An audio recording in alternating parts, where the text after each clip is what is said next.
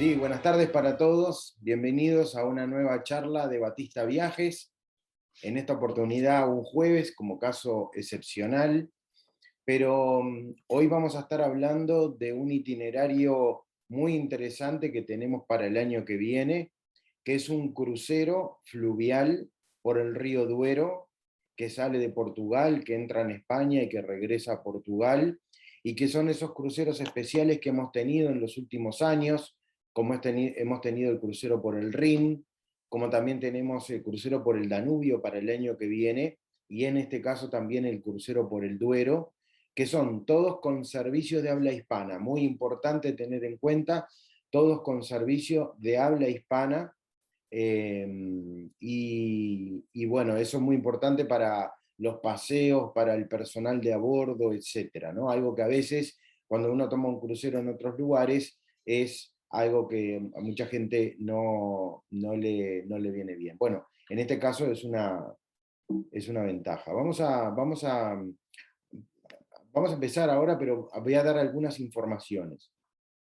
El miércoles que viene, retomamos las charlas de miércoles, el miércoles que viene vamos a hablar sobre uno de los grandes viajes del 2022. Y hablando de los grandes viajes del 2022, el que ya tenemos confirmado es el de la aurora boreal, el de la aventura del Polo Norte, que sale a fines de febrero. Y luego toda una planificación para todo el 2022, en el cual abarcamos prácticamente los 5 continentes. ¿No? Oceanía no, pero vamos a tener unos cuantos itinerarios. Y en este caso es el crucero por el Duero. Les contaba que también vamos a tener el crucero por el Danubio. Eso va a ser en el mes de julio, también todo con servicio de habla hispana, y les recuerdo que nosotros hemos hecho un tour específico para hacer Rumania, Bulgaria y Serbia, que va a tener el crucero por el Danubio como corolario de ese barco que parte desde Budapest. Acá estamos viendo el barco que es el crucero por río. Aquellas personas que nunca hayan viajado en un crucero por río, a mí me gusta mucho. Nosotros lo hacemos en nuestro viaje Rusia Imperial desde hace ya tantos años, navegando por el Volga y por los canales del Moscova, etc. Lo hacemos también, durante tantos años lo hicimos en el río Yangtze, en China, haciendo las famosas represas de las Tres Gargantas. Hemos hecho, como todos los años prácticamente, el crucero por el río Nilo en Egipto, y también el crucero por el lago Nasser, que es donde uno se acerca a los espectaculares templos de Abu Simbel. Y hemos hecho también el Rin y hemos hecho el Danubio. Quiere decir que tenemos mucha experiencia en distintos lugares del mundo. Hemos hecho también un crucero fantástico, ahora que recuerdo, en Myanmar, lo que era antiguamente Birmania, donde está ahí la ruta de Mandalay. Por lo tanto, conocemos bastante cómo es la organización y el estilo de un crucero de río, que es diferente a los cruceros de mar abierto, porque el crucero de río uno está todo el tiempo obteniendo una vista, un paisaje a ambas márgenes de los ríos. Y en particular, el que le vamos a mostrar, el del día de hoy, es de una belleza realmente que llama la atención por las características geográficas de lo que es el norte de Portugal, y cuando se adentra ya en territorio de Castilla-León. Un segundito. Ah, se había cortado, perdón. No sé dónde se cortó, me estaban avisando acá que se había cortado, yo no me había dado cuenta. Le estaba diciendo que en particular lo que es el viajar en un crucero en río, es que uno va observando y disfrutando la vida, el paisaje, la cotidianidad de esos lugares a ambas márgenes del río. Entonces, uno se disfruta mucho. Es una gran diferencia con lo que es el crucero mar abierto, que uno va por el mar sin ver nada más que agua alrededor durante mucho tiempo. Además, son otras características, son barcos mucho más pequeños, que van con mucho menos pasajeros, lo cual lo hace más familiar, lo hace un poco más acogedor en cierto sentido. Tiene esa parte de arriba que ustedes están viendo en la imagen, esas terrazas que son maravillosas, donde uno puede disfrutar del sol o en una sombrita disfrutar de los paisajes, disfrutar de una copa, etcétera, etcétera. Y además cuenta con cabinas que son amplias y nosotros tenemos con cabinas con balcones. Quiere decir que es una muy buena manera de poder viajar con la comodidad de no tener que estar armando y desarmando maletas. Uno llega, desarma la maleta, se pone adentro de esa habitación que tiene esta vista preciosa y a partir de ahí comienza toda la navegación. En nuestro itinerario nosotros le agregamos noches de alojamiento en la ciudad de Oporto, que realmente es, ahora voy a hablar en extenso sobre esto, sobre la ciudad, y luego comenzamos a navegar por el río Duero, que en portugués se llama Douro, para luego entrar directamente a territorio español, a la región de Castilla-León. Por eso visitamos Salamanca desde uno de los puntos donde nos deja el barco. Acá tenemos otras imágenes del barco, ese espejo de agua en esta región vitivinícola también muy importante del norte de Portugal, y también en el caso de España, Ribera del Duero es una de las denominaciones de origen más importantes del vino español, y ni que hablar si hablamos de vino, etcétera, es uno de los productos más importantes de la ciudad de Oporto, tal es así que directamente hay una bebida que se llama como la ciudad, ¿no? Que es el Oporto que todos conocemos. Vamos a ver el mapa de lo que les estoy contando. Ubiquémonos. La ciudad de Porto, si lo decimos en portugués, o Porto, si lo decimos en castellano, está ubicada en la desembocadura del río Duero en el Océano Atlántico, al norte de Portugal, en la Riviera, en el margen derecho de la margen del río. Es bien exactamente donde termina, donde desemboca el río en el Océano Atlántico. Pero la ciudad, unos cuantos kilómetros para adentro, nació, digamos, bordeando al río Duero hacia la margen norte, hacia la derecha, si uno viene de España hacia Portugal. Porto está ubicada, acá tenemos otro gran río que es muy importante para España y para Portugal, que es el río Minho, que hace la frontera entre la región de Galicia y Portugal. Porto, desde Porto a la frontera son unos 140 kilómetros de distancia, que se hacen hoy en día en trenes de muy buen nivel, o si no, en auto, en coche, lo que sea. Hay muy buenas autopistas. Y esa es la ubicación. Porto es la segunda ciudad más importante de Portugal en todos los sentidos,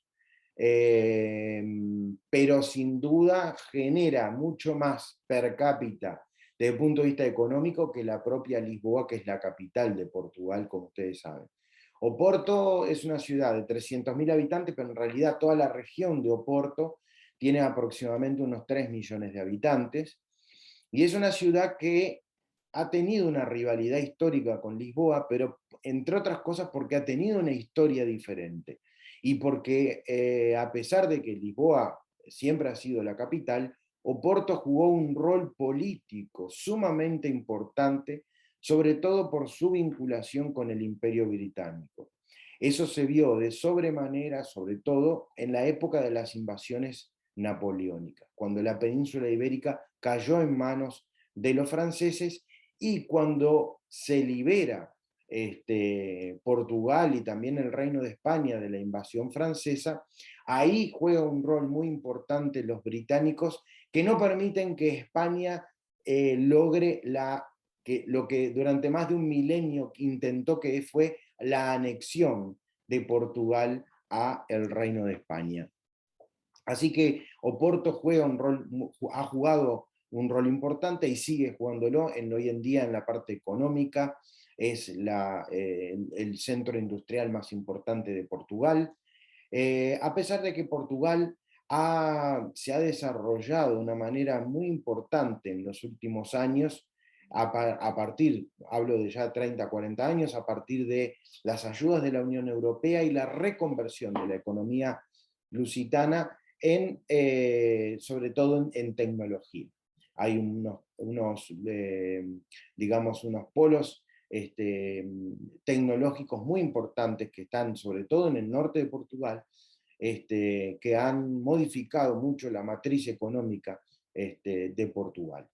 Pero vamos a ver el mapa. Entonces les decía, nosotros el barco va a estar, primero vamos a estar alojados en Oporto, en un hermoso hotel, y desde aquí vamos a empezar a navegar por el río Duero, o Douro, donde vamos a parar en algunos pueblitos, que en realidad algunos de ellos no es que sean tan interesantes el pueblito, sino que desde ahí nosotros vamos hacia otros lugares que son muy interesantes, de diferentes maneras y con distintas opciones para que la persona pueda disfrutar del lugar de una manera diferente.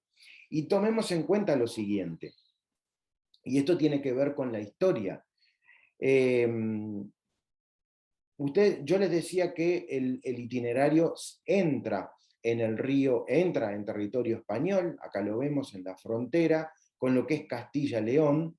Acá el barco para en un lugar que se llama Vega Terrón, y desde ahí nosotros venimos a la ciudad de Salamanca, que no tiene orilla sobre el Duero, pero sí que está en Castilla-León y está obviamente, está en uno de los afluentes del Duero, que lo conocemos quizás por la novela tan famosa del siglo XVI, que es El Lazarillo de Tormes. Está sobre el río Tormes, y la ciudad de Salamanca, y está en Castilla-León. O sea, Castilla-León tiene 3 ciudades importantes: León mismo, Valladolid y Salamanca. Salamanca, que ya voy a desarrollar la importancia de Salamanca, de su universidad, etc. Todos estos pequeños lugares que están a orillas del río Duero y que dependen económicamente de Oporto, porque es la salida al mar y donde sacan sus productos, tiene una belleza arquitectónica que se ve plasmada porque el vino de Oporto, muy particular, bien típico de Portugal, fue tomado como una bebida muy corriente, muy importante en Inglaterra.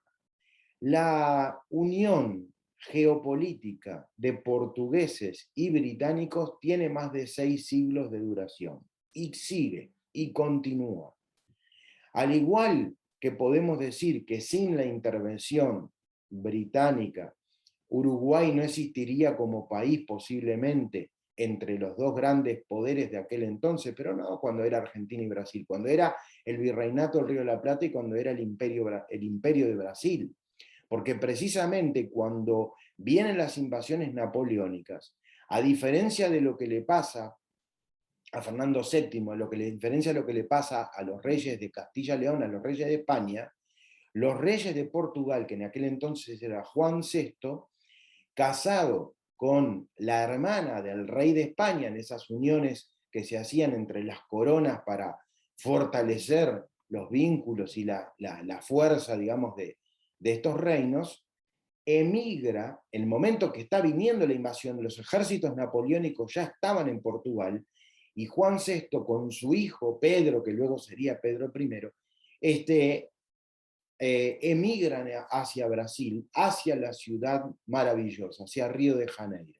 Ahí es donde en su colonia transforman la colonia en un imperio. Esa es la gran diferencia de Brasil con el resto de Latinoamérica, que durante muchos años fue capital del imperio y centro político y cultural del imperio portugués. Tal es así que además se casa Pedro I con Leopoldina, que ¿quién es Leopoldina? Era la segunda hija de los Habsburgo, de los que dominaban el imperio austrohúngaro. Por lo tanto, esa vinculación era muy fuerte. ¿Por qué digo todo esto? Porque la ciudad de Oporto jugó un rol muy importante con los británicos para que España no se acoplara, digamos, a Portugal dentro de su territorio en los momentos de mucha, digamos, recordemos que había sucedido la Revolución Francesa en 1789, habían decapitado a los reyes absolutistas en Francia. Por lo tanto, los españoles como los portugueses, que también eran absolutistas, estaban así tensionados por la situación. Y lo que le pasa a España en los primeros años del siglo XIX es precisamente que hay una revolución constitucionalista, que se produce en Cádiz, que esa fiebre se expande, y se expande tanto que cae incluso el absolutismo, estando el rey de Portugal en Brasil, Juan VI, y tiene que ceder a los revolucionarios, y desde ese momento dejó de ser un reino, digamos, absolutista. Esos constitucionalistas vienen de la mano sobre todo vienen de la región de Oporto. ¿Por qué de Oporto? Porque incluso, para que tengan una idea de la importancia de las Islas Británicas y del Reino Unido en Portugal, cuando se va los franceses, cuando se va, Napoleón pierde estos territorios, recupera Portugal, y quien toma el poder, estando Juan VI en Río de Janeiro, es digamos, una persona, un director, digamos, que lo envían desde el Reino Unido. No es un director la palabra exacta, pero quien regentea, ahí está, no me salía, quien regentea Portugal es un británico. Y no lo hace desde Lisboa, lo hace desde Oporto, lo hace desde el norte. Porque esa vinculación histórica entre los portugueses y británicos vienen de la época cuando los portugueses ceden el expertise de su navegación. Los portugueses por lejos han sido los mejores navegantes del planeta, los que llegaron a todos los lugares, los que sus cartas de navegación fueron utilizadas por muchos. Por ejemplo, les doy un ejemplo. Cuando el Reino Unido pierde su principal colonia, que era sin duda los Estados Unidos de América, como resultado, viene en el Reino Unido queda una una pobreza, un problema económico muy fuerte, y eso hace que empiecen a tener los barcos, empiecen a tener llenos de presos. Los portugueses habían sido los que habían navegado por las lejanas tierras de lo que hoy en día es Oceanía, de lo que hoy en día es Australia, en la gran barrera de arrecifes que se da entre el norte y el centro de Australia, ahí donde está la Costa de Oro, la Golden Coast. Entonces, el capitán Cook va tomando las cartas de navegación de los portugueses, va y no él mismo, pero uno de sus barcos entra y conquista finalmente lo que es la ciudad y funda lo que es la ciudad de Sydney, hoy en día una de las principales ciudades de Australia.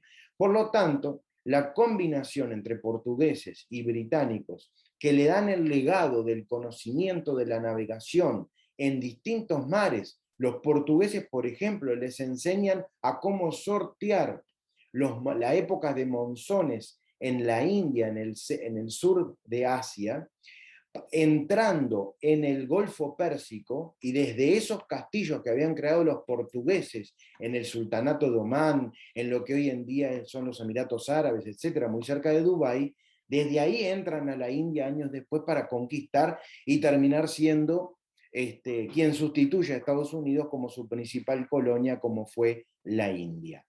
Entonces la vinculación de Portugal con Inglaterra es muy fuerte, y en particular viene de la mano de Oporto. Por eso se ve mucha influencia de británica en Oporto, y eran capitales británicos, al igual que capitales portugueses, los que desarrollan la actividad vitivinícola que le da, no es que le da el nombre a la ciudad le da el nombre al vino, y el vino es el que empieza, gracias al Imperio Británico, no a los portugueses, sino al Imperio Británico, en el siglo XIX se distribuye en todos lados, y tomarse una copa de Oporto pasó a ser algo que era común en prácticamente todo el planeta. Eso hizo que Oporto, la ciudad de Oporto, se fuera para arriba desde el punto de vista económico durante el siglo XIX, comienzo del siglo XX, hasta que comenzaron los episodios de la Primera y la Segunda Guerra Mundial, que eso destruyó el comercio, por supuesto, a pesar de que Portugal se mantuvo con una cierta neutralidad, pero claramente ayudando en lo más que se pudo al Reino Unido, ¿no? Muchos de esos grandes productores de vino, etcétera, sus cultivos están a orillas del río Duero. Por lo tanto, hicieron sus mansiones en estos lugares que son espectaculares. Algunas las vamos a visitar, otras las vamos a ir viendo mientras navegamos en el barco. Entonces, por eso digo que la navegación por el Duero nos da una idea completamente distinta a la que si uno se tomara un tour de otras características para esto que estoy conversando en este momento. El barco navega por todo el río Duero en el territorio portugués hasta entrar en territorio español, donde venimos en un bus por tierra hasta la ciudad de Salamanca como uno de los puntos importantes a destacar de este itinerario. Cuando uno habla de los ríos de la península ibérica, a veces tenemos que entender que algunos son están solamente en España, pero los principales ríos, incluso de España, también están vinculados con Portugal. ¿Por qué?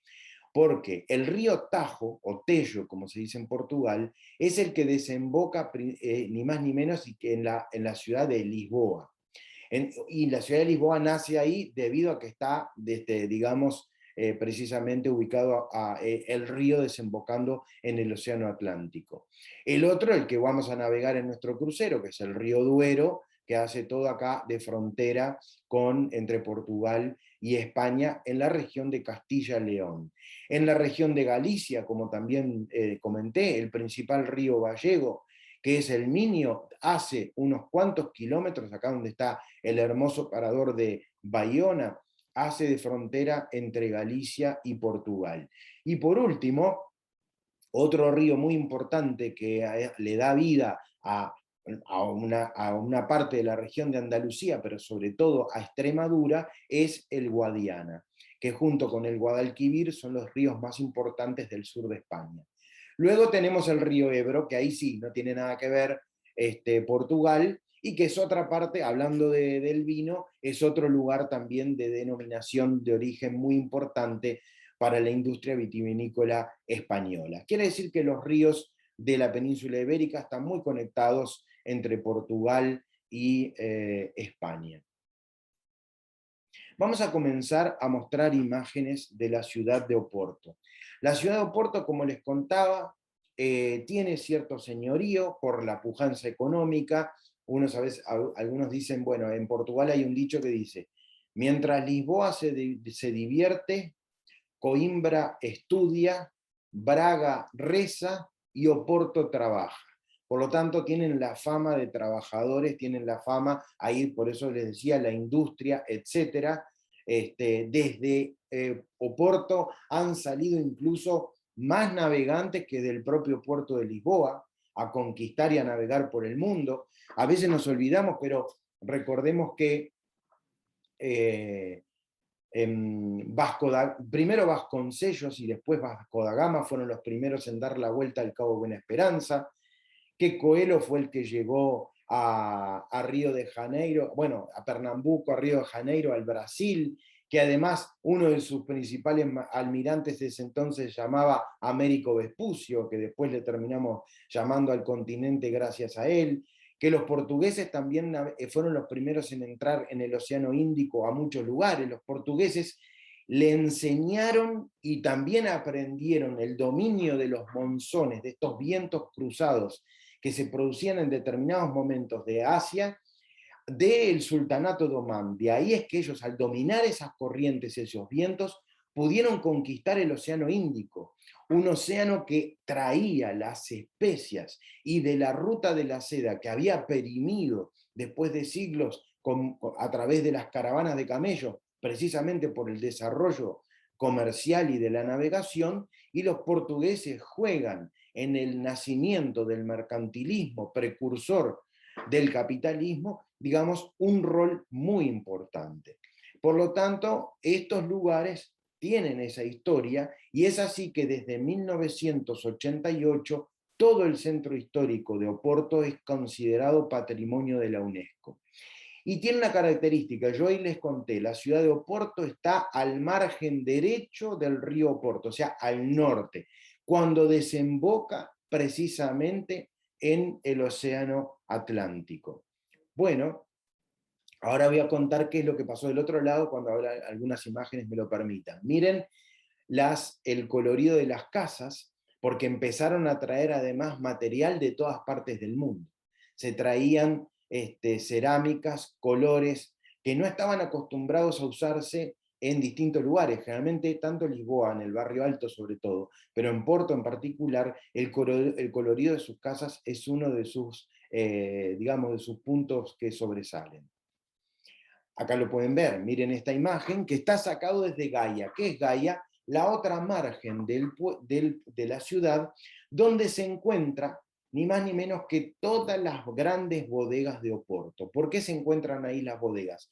Porque desde ahí zarpaban los barcos directamente porque están nada menos que a 8 kilómetros de la desembocadura. O sea, se hace un paseo, porque es uno de los paseos que se puede realizar. Nosotros vamos a tener el propio barco, no necesitamos hacer el paseo.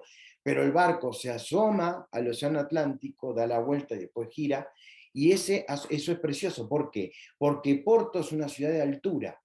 Tienen falecias, como le dicen en Portugal, en portugués, nosotros le decimos acantilados, tienen acantilados que van cayendo, porque va subiendo la ciudad, y por eso también a Oporto se le conoce como la ciudad de los puentes. Esos puentes que incluso hoy en día conectan mediante el metro, tienen metro que pasa por estos puentes, hay obviamente puentes para los trenes también, y por supuesto para los coches, etc. ¿no? Entonces, la parte donde está la ciudad y el patrimonio histórico está en una altura, y muchas de sus restaurantes y casas están digamos, contra el acantilado por la hermosa vista que eso genera, y de ahí que son lugares muy solicitados. Acá pueden ver algunos de los puentes, lo que yo les contaba. La ciudad va, en el margen derecho va hacia arriba, sube como una colina que son rocas que van formando acantilados, y esos puentes van de un lado al otro.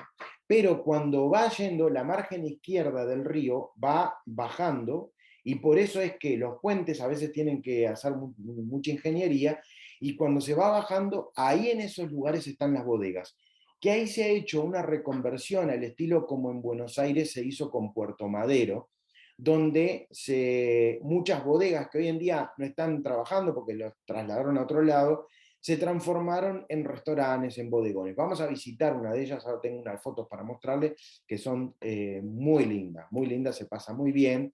Y también, como está esta diferencia de altura, han creado estos cable carril para pasar de una parte a la otra de la ciudad, que también es muy lindo porque se saca unas fotos maravillosas de todo lo que es el casco antiguo de la ciudad de Oporto, que tiene obviamente todo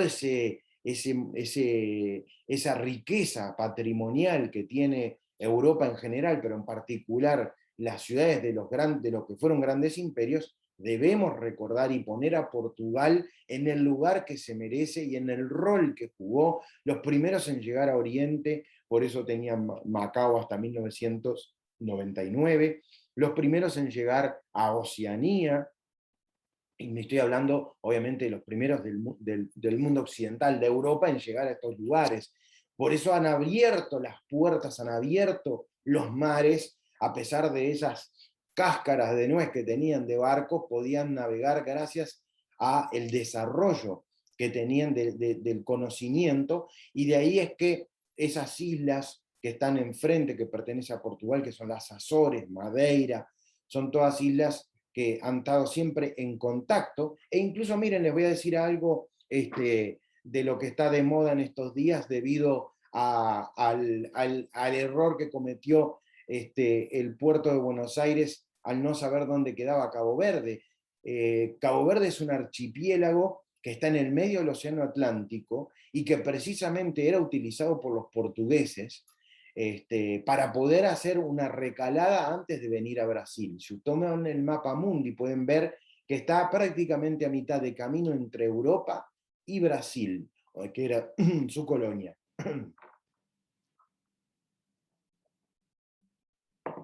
Por lo tanto, era un rol ¿cuál era ese rol que cumplía España? En España ese rol lo tuvieron las Islas Canarias, que están frente a Marruecos, que pertenecen geográficamente al continente africano, al igual que Cabo Verde, pero que están en el medio del océano, ¿no? Entonces, Cabo Verde juega un rol muy importante, incluso también con todo lo que es el transporte de carga a nivel internacional para distintos tipos de abastecimientos de barcos de gran porte. Bueno, dicho esto entonces, reitero, la riqueza arquitectónica de Oporto viene de la mano también de esos, yo diría, 3 siglos y medio donde Portugal ha jugado un rol en este planeta sumamente importante y que evidentemente ante la pérdida, ante la independencia de Brasil sobre todo, y ante la no mucha riqueza que le dieron sus colonias africanas, sus principales colonias fueron Angola y Mozambique, por eso esos dos países, los dos hablan portugués, y los dos países están realmente estuvieron y siguen estando, ahora un poco mejor, pero siguen estando en una situación económica muy precaria. Los angoleños siguen teniendo mucha influencia con Portugal, porque Angola es un país rico en un montón de aspectos, no tanto así Mozambique, además Mozambique está del otro lado, sobre el Océano Índico, y entonces ya tiene un distinto tipo de conectividad con Portugal. Estas son las barcazas de los que trasladaban el vino, ¿de dónde? De las bodegas a los barcos de alta mar. ¿Por qué? Porque el río Duero tampoco tiene un gran calado, y debido a eso los barcos de gran porte no podían entrar. Luego se mejoró ese calado y se pudo, pero antiguamente no. Y estos barcos que ven ahí los dejan para ver cómo era que se transportaba. Incluso hoy en día esos barcos hacen paseos turísticos por el río Oporto cuando van hasta la desembocadura del Océano Atlántico y regresan, que es un paseo muy lindo, y era cómo se transportaban digamos, ay, no me sale el nombre de donde se pone el vino. Bueno, no importa, ustedes me entienden, lo estamos viendo ahí en la imagen. Así que las bodegas están en el margen izquierdo, en el margen derecho la ciudad. Y acá tienen, miren qué bueno, barriles, no me salía el nombre, barriles. Y acá tenemos estos enormes barriles, estas bodegas, miren ahí a la derecha un violinista amenizando la cena, y ahí disfrutando de una cena dentro de una de las bodegas famosas del vino de Oporto. La verdad que vale la pena y es muy disfrutable. Otra de las cosas que tienen, es uno de los primeros países en tener tranvías ha sido Portugal, y en particular la ciudad de Oporto, y siguen estando hasta el día de hoy, algunos más modernos, otros que la carcasa es antigua, pero por dentro son modernos, como el que estamos viendo en la imagen, y realmente es muy lindo. Bueno, tienen todo lo que es la arquitectura. Esto, por ejemplo, es la estación de trenes que va hacia Galicia y hacia el norte de Portugal y hacia el norte de España, ¿no? Por eso dice Niño en el techo. Entonces, eso va hacia la frontera, donde está ahí Tui, la frontera, muy cerquita de la frontera, pero al lado de Galicia es donde nació mi abuelo, Moreira. Por eso también Moreira es un apellido muy común en Portugal y en Galicia. Y mira los azulejos, etcétera, realmente hay en cada edificio antiguo, en cada lugar público, una llamada de atención, una muestra de la riqueza patrimonial y arquitectónica que tiene la ciudad, ¿no? Porque a veces no imaginamos, pensamos en las grandes ciudades europeas, quizás mencionamos Lisboa, pero posiblemente no mencionemos Oporto, y cuando uno llega se sorprende porque realmente vale la pena. Bueno, esta es una famosa torre que está con un campanario. Incluso hay unos monasterios preciosos que están a orillas del Duero, apenas uno sale de Lisboa, perdón, de la ciudad de Oporto. Y acá lo tienen, ¿no? Porto, que en realidad en portugués significa puerto, ¿no? Por eso nace la ciudad, su nombre es de esa manera, con un color azul, porque es el color de la ciudad, que está en el escudo, que está en su equipo de fútbol, que también es muy famoso, porque ha ganado muchos campeonatos, que tiene la camiseta en franjas verticales azules y blancas. Este, Así que bueno, Porto realmente es un destino que vale la pena y por eso le dedicamos unos cuantos días, además de estar en el hotel y a bordo del propio nuestro barco.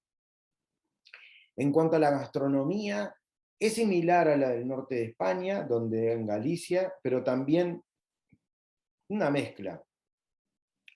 Es similar, digamos, a algunas cosas de Galicia y es similar también a Extremadura. Por eso tienen también muy buenos jamones. Los mejores jamones de España están en Extremadura, donde está el famoso el ibérico de pata negra criado a avellanas, y realmente, y bellotas también.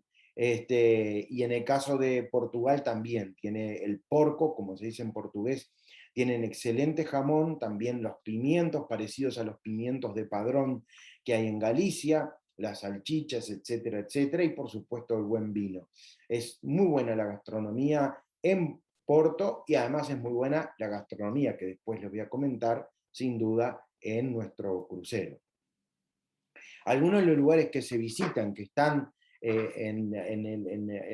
cercanos al río o directamente sobre el río, ahora voy a mostrar algunas pequeñas imágenes para que tengan, porque se visita y solamente esa catedral y sus alrededores, como es en Guimaraes, es muy importante. Tomen en cuenta que muchas de estas pequeñas ciudades recibieron esa riqueza que venía o de Brasil o de otras colonias, pero sobre todo de Brasil, que fue la principal colonia portuguesa, y recordemos ese hecho no menor que Brasil fue parte del reino, primero como colonia y luego como la capital del imperio, que fue Río de Janeiro. Desde la bahía de Guanabara salían los barcos a diferentes lugares, y de ahí esa riqueza patrimonial que está, por ejemplo, en Petrópolis, en Teresópolis, en el estado de Río de Janeiro, pero no en la ciudad misma de Río de Janeiro, ¿no? Que también en la ciudad misma de Río de Janeiro también hay, muy cerca del Corcovado, en las faldas del Corcovado donde está Santa Marta, ahí hay un antiguo castillo que era de donde vivieron en un momento Pedro y Leopoldina. También en la zona donde está Botafogo y Flamengo vivía Carlota, porque la española no vivía con el rey, vivían en palacios separados, incluso se sabe que algunos de sus hijos directamente no eran hijos del rey, ¿no? Sí Pedro, que fue el nuevo emperador. Braga, una ciudad muy importante, donde está el famoso monasterio, por eso decía Braga, donde se reza, ¿no? Recordemos que en Portugal está Fátima como uno de sus principales puntos religiosos, pero la ciudad de Braga también es muy importante, tiene estos monasterios, que son además, y acá vamos a ver en varios lugares, un estilo que se ve en distintos lugares de Portugal, que es el estilo manuelino. Ahí les hago un pequeño aporte. El estilo manuelino es una continuación, o mejor dicho, una consecuencia del estilo plateresco que uno puede ver en la antigua capital del Reino de España, que es Toledo. Ese estilo plateresco, donde lo vemos sobre todo en la Catedral de Toledo, luego lo vemos con el símbolo principal número uno, que es la Catedral de los Jerónimos de Lisboa, que es divina. Pero además de eso, se ve también en Oporto, en una catedral que se llama de San Esteban, se ve en Braga y luego se ve en algunos lugares de la colonia. ¿Y saben cuál es el más famoso? El más famoso es la fachada de los mártires de Nagasaki, que se ve en Macao. Macao, que está en China, que fue colonia portuguesa hasta 1999, 2 años más de lo que fue el tratado de los británicos por la isla de Hong Kong. En el caso de Macao fue hasta el 99, y ahí está esa fachada que es patrimonio de la UNESCO, que tiene un estilo manuelino con incorporación de figuras y cosas que tienen que ver con el budismo y el sintoísmo japonés, porque eran esos esos frailes y sacerdotes católicos, portugueses y españoles que intentaron en el siglo XVI y XVII evangelizar a Japón. Fueron expulsados, asesinados y torturados hasta que se fueron de ahí y llegaron a las Filipinas, a Taiwán, y los portugueses vinieron sobre todo a Macao. Y luego se hizo esa, digamos, en honor a esos mártires, se hizo esa fachada de los mártires de Nagasaki, que tiene que ver con ese estilo manuelino, un poco rocambolesco, a mí me gusta mucho, y que uno lo ve en otras ciudades de España, no solamente en Toledo, pero como Toledo era la capital, ahí tenemos el emblema de que es la catedral. Viana do Castelo es otro de los lugares que también se ve, ahí parece que fueron mar, pero no es el mar.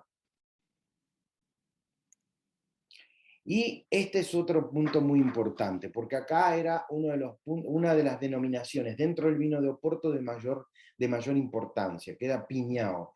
Piñao, que es una traducción del piñón, que el piñón es esa fruta, así, no sé si es una fruta, ahora no recuerdo bien, capaz que alguno de los que está mirando me sabe decir algo y nos puede mandar un mensajecito. La cuestión es que ahí también están los puentes y miren los plantíos en terrazas y todas las vides que pueden ver que están en los alrededores de este lugar, donde ese pequeño pueblito es de cuento de hadas. Incluso para los que se animen, el barco, si quieren, tienen bicicletas para dar una vueltita en el pueblito, pues si no van caminando, y es muy lindo, muy divertido, muy accesible, ver un pueblo que prácticamente está como quedado en el tiempo. Son pueblos que tuvieron su apogeo en la época del medioevo, que luego con el tema de las vides, pero que se mantuvieron con prácticamente la misma cantidad de población, etc. La verdad que a mí me gusta mucho, es muy interesante. Piñao. Otra imagen también desde otro punto panorámico. Todos los paseos con un guía de habla hispana, pero además también están incluidos dentro del crucero por el Duero. Y sin duda uno de los puntos altos del itinerario es la llegada a la ciudad de Salamanca. Salamanca, una de las ciudades más lindas del Reino de España. A mi gusto, esto que estamos viendo para mí es la plaza mayor más bonita de toda España. He estado en más de una ocasión y realmente se han filmado muchas películas acá en este lugar, han acontecido cosas importantes, porque sin duda que Salamanca ha jugado un rol dentro de lo que fue el momento más de auge del Reino de España, cuando era una de las dos grandes potencias del mundo, cuando dominaba el rey Sol, que nunca se ponía el sol en su imperio, tenía las Filipinas, tenía América, tenía algunos lugares de África, etcétera, etcétera. Habían creado el sistema de comercio que se llamaba digamos, lo que era el galeón de Manila. ¿Qué era el galeón de Manila? Cuando empezaron a traer, y ahí mataron a los portugueses, ahí cuando España pasa por arriba a los portugueses, a pesar de que al principio los portugueses eran los dominadores del Océano Índico. ¿Qué era el tener el Océano Índico? Era tener el acceso a las especias. Por lo tanto, los españoles cuando logran dar la vuelta, Magallanes y luego Elcano, a América del Sur, al Cabo de Hornos, y por el Pacífico se van hacia el norte, llegan a las Filipinas y hacen el contacto directo con lo que era la base, el lugar de salida de la ruta de la seda, de los grandes productos, que era China. Por lo tanto, por eso Filipinas, porque era el rey Felipe y por eso se llama Filipinas el país. Y por eso además fue colonia española y la mayor parte de las personas hasta el día de hoy de Filipinas, por más que no hablen nada de español, todos tienen nombres en castellano, ¿no? La mayor parte de los filipinos tienen nombres castellanos. Y entonces les decía que España dominaba todo eso. Y uno de los lugares de donde salieron muchos de los grandes conquistadores, entre ellos Cristóbal Colón, fueron precisamente gracias a la Universidad de Salamanca, que se establece en el siglo XII, y si bien no es la primera universidad de España, es la única que sigue vigente hoy en día. Por lo tanto, hoy en día es la universidad más antigua de España, que tiene casi 900 años. Por lo tanto, estamos hablando de un lugar donde todo el mundo conoce la famosa frase, lo que natura non dà, Salamanca non presta, que viene precisamente de esta universidad, que viene además también de la vinculación. Estamos hablando que Salamanca está a 136 kilómetros, casi lo mismo que de la frontera con Galicia, de la frontera con Portugal. Los reyes de Portugal, e incluso al principio Porto y la región del norte de Portugal, hasta el 1100, pertenecieron a Castilla-León.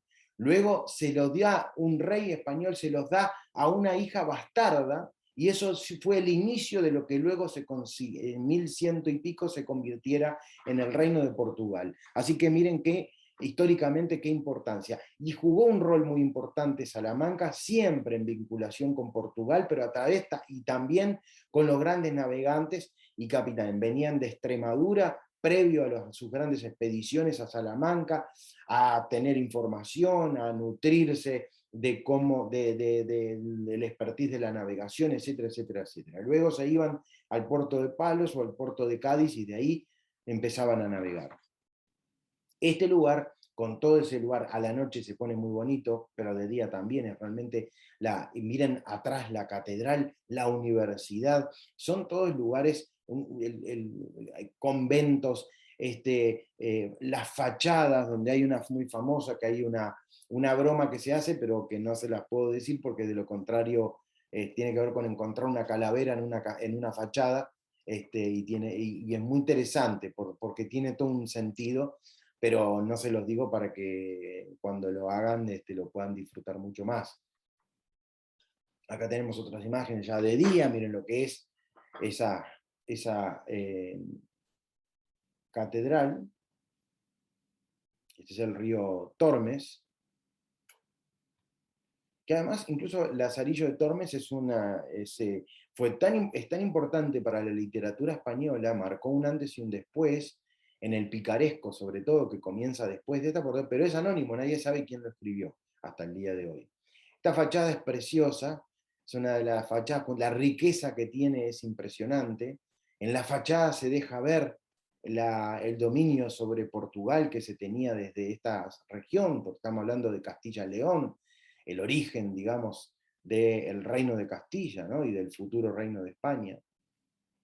Esto también acá es, a la derecha, no son frescos, son azulejos. Esto, miren lo que son los techos, la nave principal de la Catedral de Salamanca. Tienen que tomar en cuenta que Salamanca además tiene una historia que viene ya de la época de los celtas. Se han descubierto un montón de ruinas que tienen que ver con los celtas, porque está bien al norte, los celtas estuvieron sobre todo en Galicia, pero entraron al territorio español, los visigodos, y luego también sufrieron el embate y el dominio de los árabes, como casi toda la península ibérica, prácticamente toda la península ibérica. Por lo tanto, también tuvieron la influencia del arte mudéjar y de todo lo que vino de los adelantos que traían los árabes. Este es el convento, la casa y la fachada de las conchas. Si uno se acerca, estos son todas conchas de mar, que realmente son, el convento por sí tiene mucha importancia históricamente, pero por fuera nomás ya es un placer de poder disfrutarlo, de poder observarlo. Y acá tenemos la catedral por detrás, el convento. Salamanca es imperdible, realmente vale mucho la pena la visita. A mi gusto es una de las ciudades más importantes de España, y su universidad ha jugado un rol preponderante en todo esto, en el desarrollo de la propia, y en la importancia de la propia ciudad. Y para culminar, quiero contarles un poco algunas características del propio barco y mostrarles algunas fotos, que es lo que les decía, es un barco de río, tiene 3 pisos, 2 pisos con camarotes, nosotros no tenemos ningún piso, no hay piso abajo, o sea que son todos camarotes exteriores, y que tiene esa terraza que es muy disfrutable, que son barcos que no llevan gran cantidad de pasajeros, que lo hace en ese sentido con mucha privacidad. Estos barcos ya, como todo hoy en día, debido a todo lo que pasó y lo que sigue pasando con el COVID, solo aceptan personas que estén vacunadas, que tienen todos los protocolos de lavado de manos, etcétera, con el gel, bueno, todo lo que se hace en todos lados para cuidar la salud de los pasajeros. Acá es una imagen del propio barco navegando ya. Si ven una imagen de una bandera australiana es porque los dueños de la compañía son australianos, de la Emerald. Sin embargo, en esto es Emerald Hispanic, que es, por eso tiene todos servicios de habla hispana. También tienen kayaks y otras cosas para el que quiera divertirse un poco también en el río, es posible hacerlo. Y este es el puente de mando, que dice, qué raro, ¿por qué está así? Porque el puente de mando a veces, este puente de mando tiene ascensor, puede bajar para pasar por puentes que a veces están muy, muy cortos, no muy, o porque el río subió, y entonces se hace esto para poder atravesar de un lado a otro sin ningún problema. Algunas imágenes acá del comedor. La gastronomía es un punto importante, ten en cuenta que lleva bar abierto, que tiene todas las comidas incluidas, eso, la comodidad de no estar deshaciendo maletas, o sea, varias cosas a favor para hacer el crucero por el Duero, que es el mismo, no es el mismo barco, pero es el mismo sistema y un barco hermano de este, que es el que nosotros hemos hecho el crucero por el Rin y es el que también el año que viene vamos a hacer, pero en julio, el crucero por el Danubio saliendo de Budapest hasta entrar en Alemania. Muy lindo, pasando por Viena, un itinerario espectacular. Las fotos un poco de allí de la gastronomía del lugar. Pulpos. Y alguna información, es un barco muy nuevo, construido en el 2017, son apenas 56 cabinas, por eso les decía, es un barco pequeño, 112 pasajeros, 37 tripulantes, es de una categoría premium, el nombre del crucero le llamamos El Secreto del Duero, son 7 noches en categoría seleccionada, todas las comidas gourmet a la carta, importante, gastronomía gourmet, tienen la hora del té, bar ilimitado, incluyendo minibar en las propias camarotes, wifi, los paseos en bicicleta, todas las excursiones todos los días con guía de habla hispana, fiestas, temas y conciertos cada noche, se ameniza con conciertos de violín, con otro tipo de shows folclóricos, etc. Toda la información que a veces dice, Gonzalo, ¿qué vamos a hacer mañana? ¿Qué vamos a hacer pasado en esta historia? Bueno, acá no es un viaje grupal de Batista Viajes que va con un guía de Batista Viajes, porque como todos los servicios son de habla hispana, eso no es necesario. Bueno, las propinas de a bordo, que a veces también uno dice, uy, ¿cuánto no me sobró? No tengo dinero local, no, bueno, olvídese, están incluidas también, ¿no? Y de esa manera culminamos de hacer esta charla sobre el crucero por el Duero y en cuanto a los costos y todo eso nos mandan a través de elinfo@batistaviajes.com.uy y nosotros le mandamos toda la información de cualquiera de los viajes que tenemos prontos hasta el día de hoy para el 2022. Bueno, muchísimas gracias y nos vemos el próximo miércoles. Chau, chau.